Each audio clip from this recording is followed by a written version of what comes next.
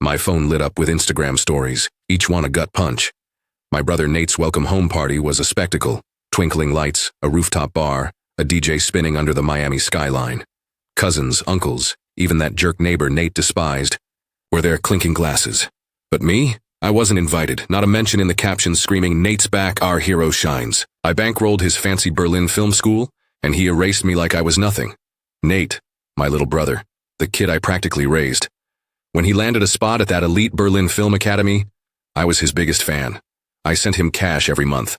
When our parents claimed they were broke, I sold my vintage motorcycle to cover his first year's rent. When he called, panicking over a bombed short film, I stayed up all night talking him through it. I kept his phone plan active so he could FaceTime his fiancée, Sophie, that Nate. And now, he threw a bash that screamed family, and I didn't make the cut. I called my cousin Tara, desperate for answers. She barely glanced up from her phone.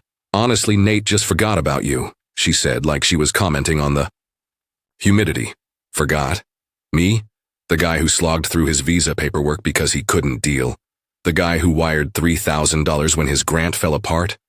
My jaw clenched. "He's been in Berlin, Ethan. People move on," Tara muttered, scrolling X. No apology, just a shrug. I hung up, my pulse racing. That night I couldn't sleep. The party posts kept rolling in. Nate grinning with Dad, Nate spinning Sophie. On the dance floor, Nate toasting while Mom beamed like he'd won a Cannes Award. My name? Nowhere. Not in the speeches, not the photos. Another story popped up. Family forever. I shut my phone off. Then, I did something wild. I booked a solo luxury helicopter tour over the Grand Canyon. Private flight, sunset views, no signal. I didn't tell anyone. While they partied, I'd be soaring above red cliffs, free. The next morning, I grabbed a duffel and bolted. No texts, no heads up. The chopper ride was my rebellion, my way of saying I wasn't invisible. As the blade's word, a strange peace hit me.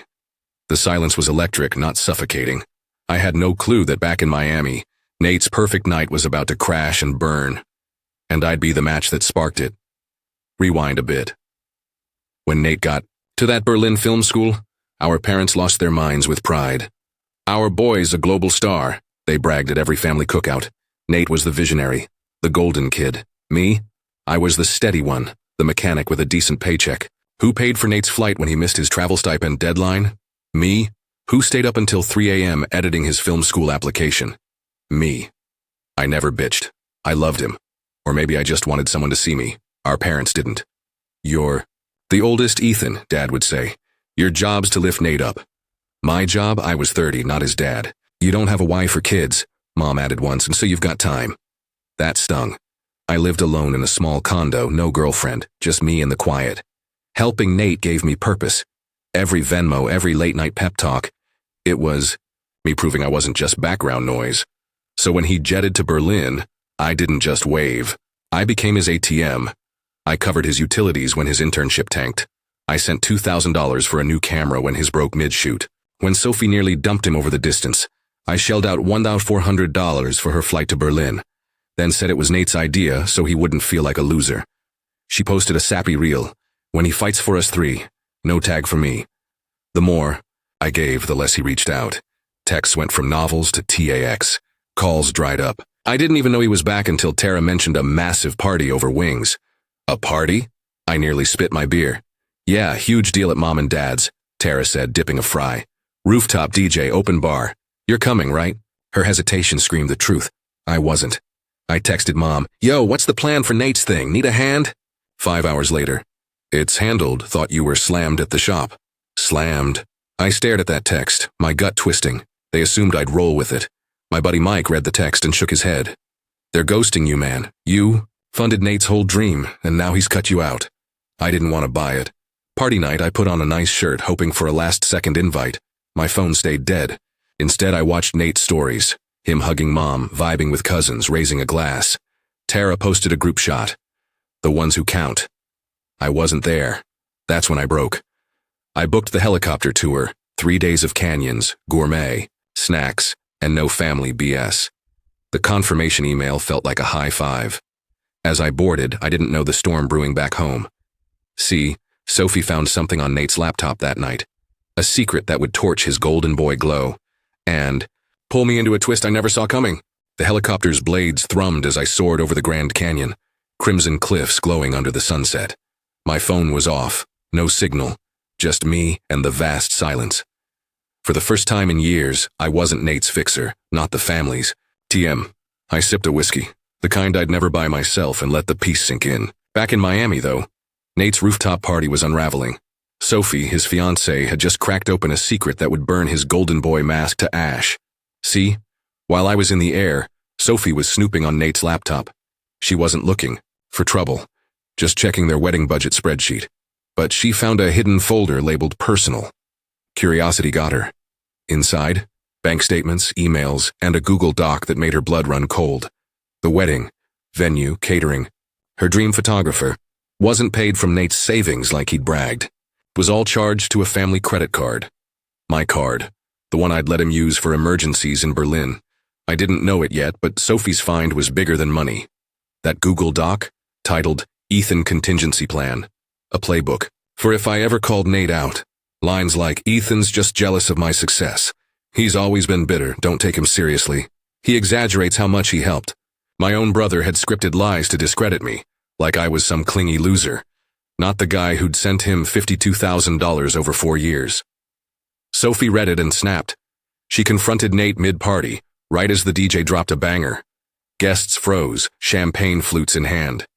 "You lied about everything," Sophie yelled, shoving the laptop at him. "You told me Ethan barely helped, but he paid for it all," Nate stammered, his charm crumbling. Mom tried to hush her, but Sophie wasn't having it.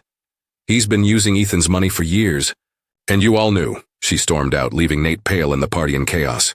I landed back in Miami 2 days later, my phone exploding with notifications. Missed calls from Mom, Dad, Tara. A voicemail from Sophie. "Ethan, I'm so sorry, I had no idea. You were right about him." Then a text from Tara. "Party went to hell. Sophie left Nate. Call me." I didn't. I was still high on the canyon's freedom, not ready to dive back into their mess. But the group chat, family vibes, 15 people, was a war zone. "Nate, explain this." "Mom, you knew? Ethan, where are you?" I muted it, then Grandma called. She's the only one who ever got me, always saying, "Your heart's louder than their noise, Ethan." No hello, just, "You didn't go to that circus of a party, did you?" I laughed. "Nope." "Good," she said. "They don't deserve. You dinner at my place tomorrow, just us." I blinked, throat tight. "You inviting me?" "Always," she said. It was a lifeline, a reminder I wasn't invisible to everyone. But the real storm hit when Mom texted, "Family meeting now, we need to fix this." I ignored it, but Tara spilled the tea later. Sophie's outburst wasn't just about the money. She'd found emails in that folder. Nate flirting with some Berlin art student while engaged to her. He'd even used my card to book a work trip to Amsterdam with this side chick. Sophie was done. She moved out, canceled the wedding, and told everyone Nate was a fraud. I finally agreed to meet the family at their house, the same place where Nate's party had sparkled. Now it felt like a crime scene. Nate sat on the couch, head down, looking like a kicked puppy. Mom paced, Dad loomed by the window. No Sophie. The air was thick like someone had died. Mom spun on me. "You caused this, Ethan, disappearing like that, making us look bad." I raised an eyebrow. "Me? I wasn't invited." "You could have said something," Nate muttered, not meeting my eyes. "Said something?" I laughed sharp. "Like when I texted Mom about helping and got ghosted? Or when I saw Family Forever posts with everyone but me?" Tara, sipping coffee in the corner, winced. "You weren't, like, uninvited," she mumbled. I shot her a look. "Tara, you told me Nate forgot I existed." She shut up. Nate stood, voice shaky. "I didn't think you'd care, man. I'm back from Berlin, big degree, big life. You're still fixing cars."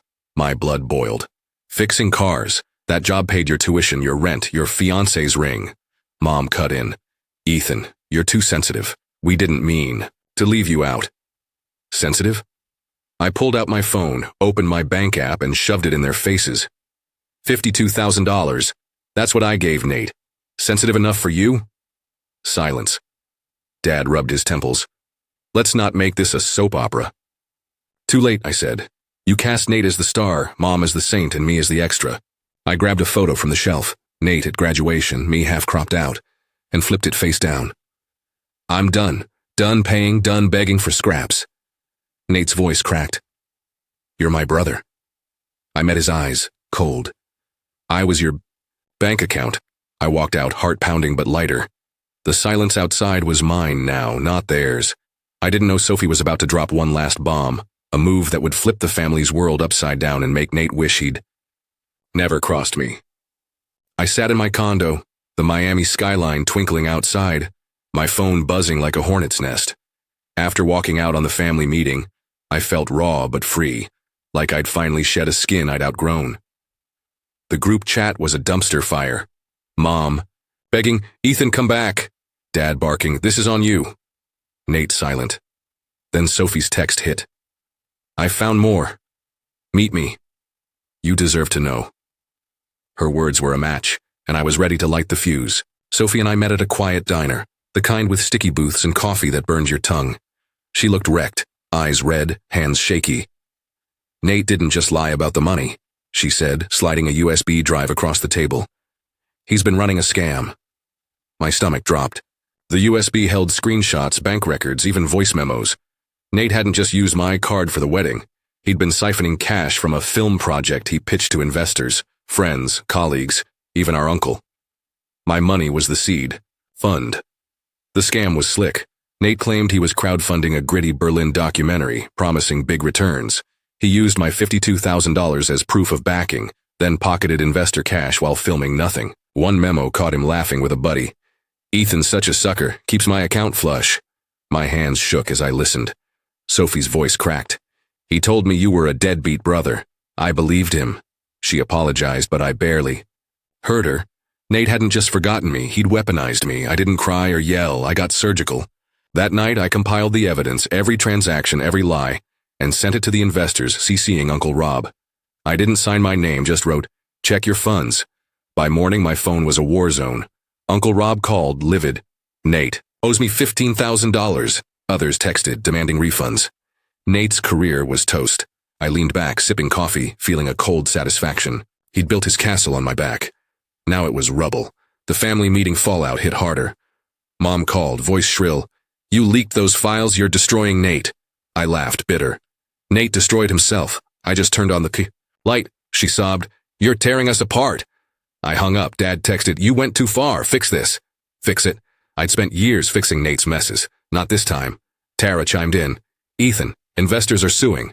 "It's bad." "Good," I thought. Let him drown in his lies. Then Grandma texted, "How proud of you. Come for dinner." I showed up at her cozy bungalow, the smell of roast chicken grounding me. She didn't sugarcoat it. "Your family's been bleeding you dry, Ethan. They're mad because you stopped the flow." I nodded, throat tight. Why didn't I see it sooner? She patted my hand. "You loved them. Love blinds."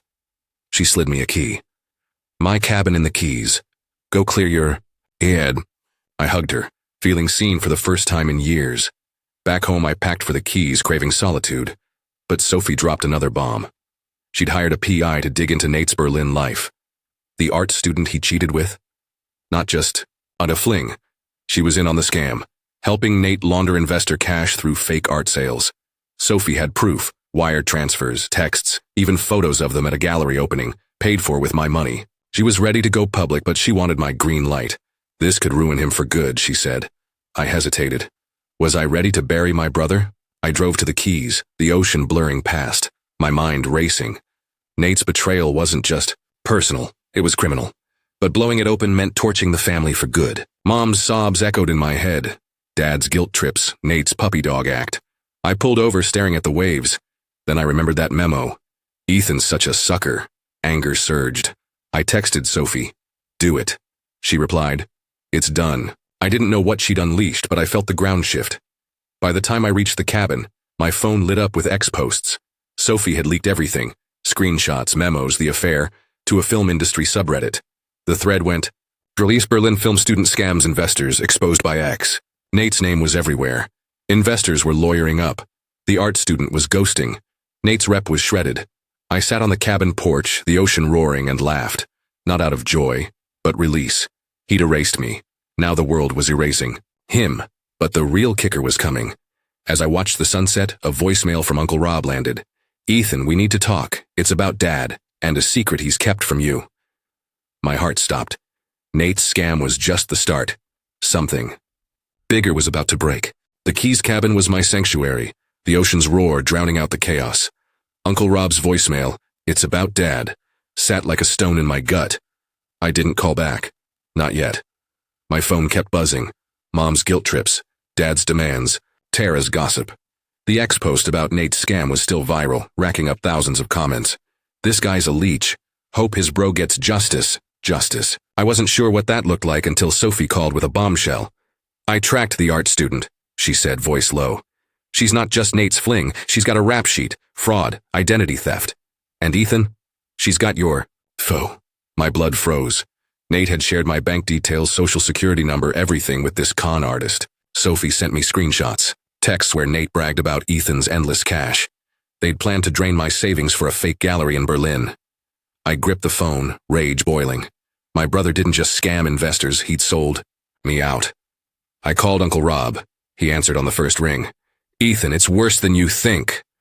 His voice was heavy. "Your dad's been covering for Nate. He knew about the scam from the start." My heart sank. Dad? The guy who preached family first? Rob explained. Dad had co-signed Nate's film project loans using his business as collateral, knowing it was a sham.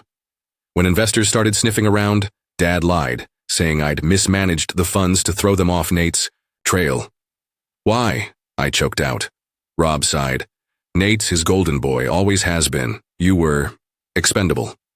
Expendable. The word hit like a fist. Dad had watched me pour $52,000 into Nate's dreams, knowing he'd never pay me back. Worse, he'd let Nate paint me as the family screw-up. Rob sent me proof, emails between Dad and Nate planning to handle Ethan if I got suspicious. I sat on the porch, the sunset blurring, feeling like my whole life had been a lie. I drove back to Miami, fury fueling me. Sophie met me at a coffee shop handing over a folder. The PI found more. "Your dad's business is tanking because of those loans. He's hiding it from your mom." The folder had bank statements, foreclosure notices, even a letter from Dad begging Nate to fix this. I laughed, cold. Nate's scam wasn't just ruining him, it was dragging Dad down too. And they'd both pinned it on me.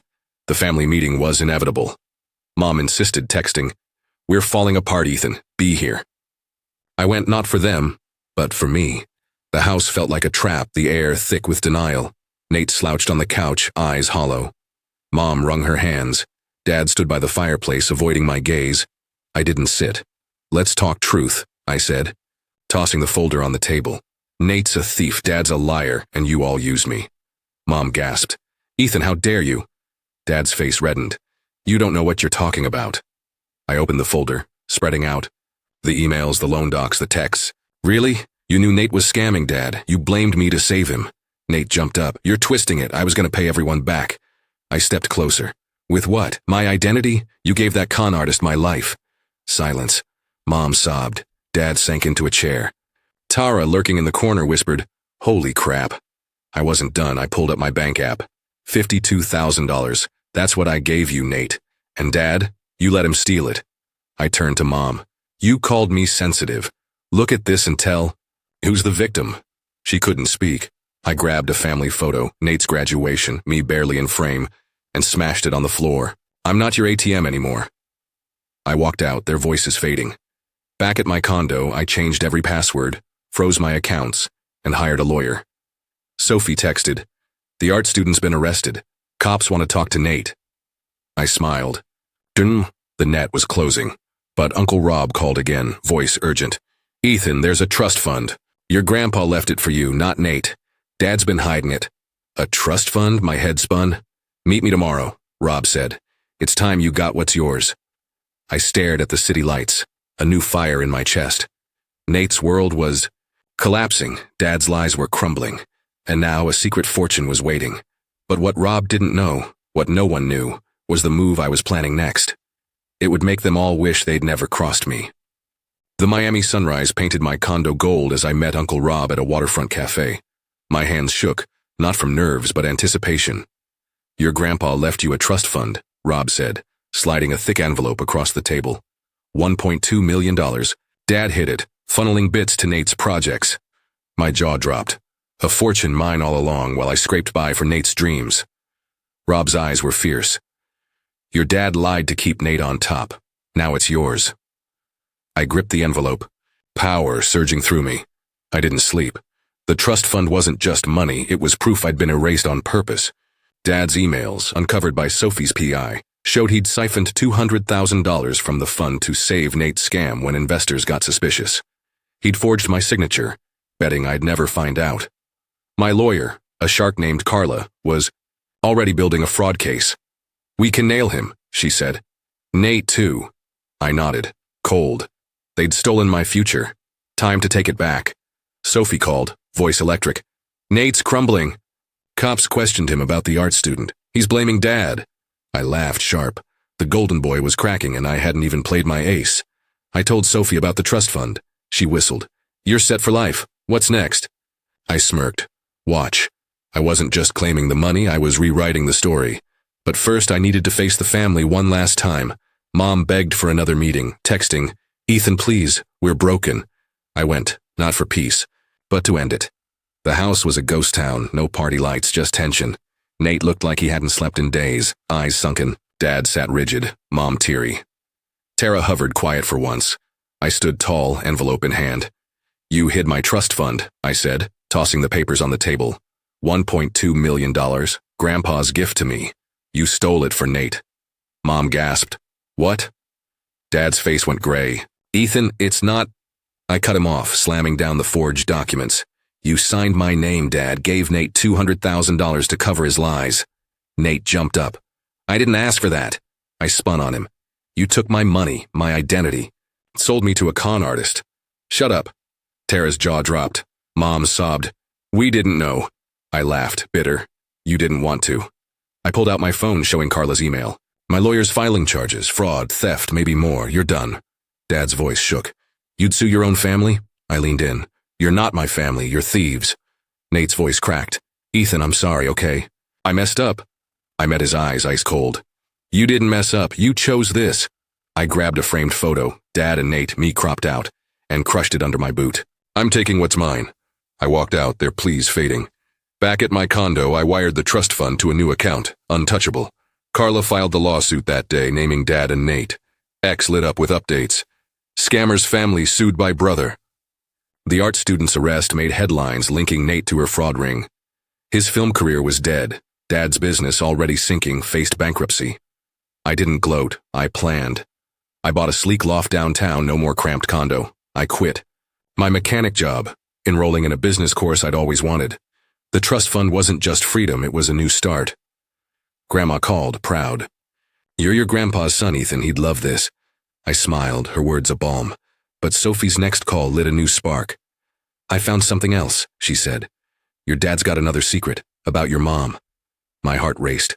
I met Sophie at the diner, her face grim. "Your mom's inheritance, her share of your grandpa's estate, was diverted too. Dad used it to prop up his business, not just Nate." She showed me bank records, $300,000 meant for Mom, gone. Dad had lied to her for years, letting her think Grandpa left her nothing. I clenched my fists. Mom wasn't innocent, but she didn't deserve this. I had a choice. Tell her or let it burn. I chose fire. I mailed Mom the records anonymously with a note. "Ask Dad about your money." Hours later, Tara texted. "Mom's losing it." She confronted Dad. He admitted everything. The group chat erupted. Mom raging, Dad dodging, Nate silent. Tara added, "Mom's talking divorce." I didn't reply. I'd lit the match. They could handle the blaze. But I wasn't done. I had one final play, a move that would seal Nate's fate and rewrite my legacy. As I stood in my new loft, the city pulsing below, Carla texted, "Case is airtight. Want to push for jail time?" I stared at the skyline, the weight of it all settling. Nate's lies, Dad's betrayal, Mom's denial. They'd built a house, of cards. I'd already toppled it. But what came next would make them wish they'd never heard my name. The Miami skyline glittered from my new loft, a throne I'd earned. The trust fund, $1.2 million, was mine, safe in a locked account. Nate's scam was global news, his name trashed across X and film blogs. Dad's business was in foreclosure. Mom was filing for divorce and my lawsuit against them was airtight. I toppled their house of lies, but I wasn't done. One final move would bury their betrayal forever and cement my name in a way they'd never forget. Carla, my lawyer, called with an update. Nate's plea deal fell through. Cops tied him to the art student's fraud ring. Wire fraud, identity theft. "He's facing years." I nodded, unsurprised. And Dad? Carla's voice sharpened. His forged signatures on your trust fund? Felony fraud? He's looking at jail too. I leaned against the loft's glass wall, the city pulsing below. Justice wasn't enough. I wanted them to feel the weight of what they'd done. I met Sophie one last time at the diner. She slid me a USB drive. Last piece of the puzzle, she said. It held Nate's old pitch deck for his fake documentary, listing me as a silent partner to lure investors. He'd used my name to sell his lies, banking on my silence. Sophie's eyes gleamed. You could sue for defamation, but I've got a better idea. She pitched a documentary, my story, exposing Nate's scam, Dad's cover-up, and my fight to reclaim my life. It'll destroy them, she said. I grinned. Let's do it. I hired a director, a scrappy indie filmmaker who hated frauds like Nate. We used the trust fund to bankroll it, filming interviews with investors, Sophie, even Uncle Rob. I sat for the camera, raw, telling how I'd sold my motorcycle, wired, $52,000 and got erased. The doc, Silent No More, premiered at a Miami film festival. The crowd gasped at Nate's voice memo. Ethan's such a sucker, and cheered when I smashed the family photo. X exploded. This guy's a legend. Nate's done. The fallout was seismic. The doc streamed on a major platform, racking up millions of views. Nate's fraud case went viral, his mugshot plastered online. Dad's business collapsed, his reputation shredded. Mom moved out, living with Tara, who texted me, "You broke them, Ethan. Was it worth it?" I didn't. She didn't get it. This wasn't revenge, it was truth. The world saw me now, not as Nate's shadow, but as the guy who fought back. I didn't stop there. The trust fund fueled my next move. A startup. I launched a garage-turned-incubator for young mechanics, teaching them to build custom bikes and start businesses. I named it Iron Will, a nod to the grit that got me here. The grand opening drew crowds, local news, even a few Doc fans. Grandma showed up beaming. "Your grandpa would have loved this," she said, hugging me. For the first time, I felt whole, not defined by their lies. But the real explosion came weeks later. Carla called, voice urgent. Nate's trial just wrapped. He named Dad as the mastermind to cut a deal. I froze. Nate had flipped, spilling everything. Dad's forged signatures, his role in the scam, even how he'd hidden Mom's $300,000 inheritance. The judge sentenced Nate to 3 years, Dad to 5. Mom, now divorced, sued Dad for her share, winning it back. The family was shattered, their secrets laid bare. I stood on my loft's balcony, the doc's theme song echoing from a neighbor's speaker. X was still buzzing. Ethan's the real MVP. Silent No More changed the game. I posted a photo of my startup sign captioning it. They took my name. I built my own. It went viral, likes pouring in from strangers who saw me as a hero. Sophie texted, "You rewrote your story, proud." I smiled, the ocean breeze cool on my skin. Then came the final twist. Uncle Rob sent me a letter from Grandpa, found in his old files. "Ethan, you're the heart of this family. The money's yours. Build something real." Tears stung my eyes. Grandpa had seen me even when I couldn't see myself. I framed the letter, hanging it in Iron Will's office. It was my anchor, proof I'd always been enough. As fireworks lit up Miami's sky for New Year's, I raised a glass alone. Nate and Dad were in cells. Mom was rebuilding and I was free. I'd burned their lies to ash and built an empire from the embers. They thought I'd stay silent, the forgotten brother. But I spoke, and the world listened. Here's the truth. When they cut you out, don't beg for a seat. Build your own table, light your own fire, and let them choke on the smoke. That's the end of today's story. Did things turn out the way you thought, or were there some surprises along the way? Share your thoughts in the comments. I'd love to hear what you think. If you enjoyed this journey, don't forget to hit the like button. And if you haven't joined the community yet, now's the perfect time. Subscribe and turn on notifications so you're always the first to catch new stories. Thanks for watching, and I'll see you in the next adventure.